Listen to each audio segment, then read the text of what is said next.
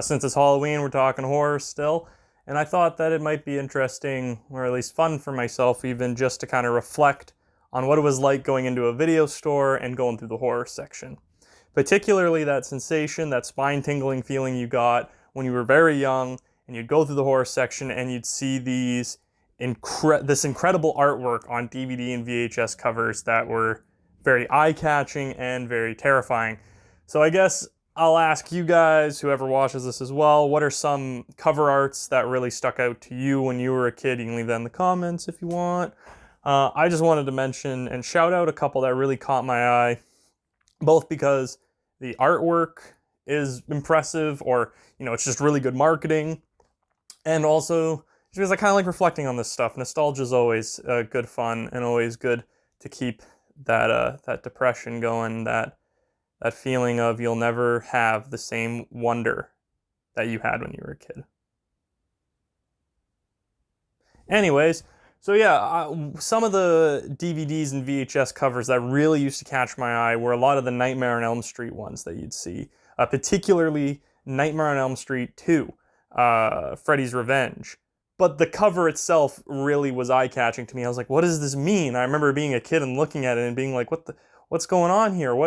Why is his reflection the killer? Is he the killer? I don't understand. I thought it was Freddy Krueger, and like I remember just being so fascinated by this that I would always go to it every time I'd go into Blockbuster, and I'd just stare at this thing. Another one that used to really kind of get under my skin was the Dead Silence one.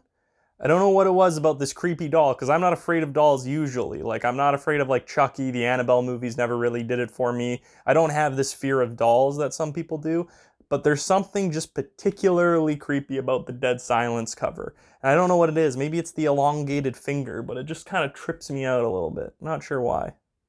But it's interesting to look at, right? Like, it's a very eye-catching one for some reason. I don't know.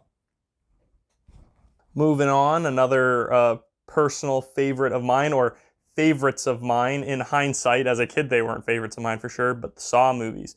I remember going into Rogers Video as well as Blockbuster. I'll give them a shout out, and also mom and pop video stores. I remember going into them, and every time a new Saw movie would come out, it'd be like one more movie I'd have to avert my eyes from, because the box arts themselves were kind of scary. They'd often have a dismembered body part in them, and I felt like I shouldn't be seeing it, even though it was just a box art. So I remember being in the video store, and I felt like I would get in trouble for even looking at the Saw box arts. Friday the 13th box art that had the campers in the outline of Mrs. Voorhees, I suppose, or, you know, the killer. This one I really enjoyed too, and partially because I kind of got this sense of, well, how many of them are going to make it to the end? I don't know why, because like tons of horror movie box arts have the characters on the cover, but there was something about this one that made them feel trapped. Maybe it was the fact that they were in the killer's outline that made me feel like they were all the killer's prisoner. And I'm just kind of reflecting like what my weird kid brain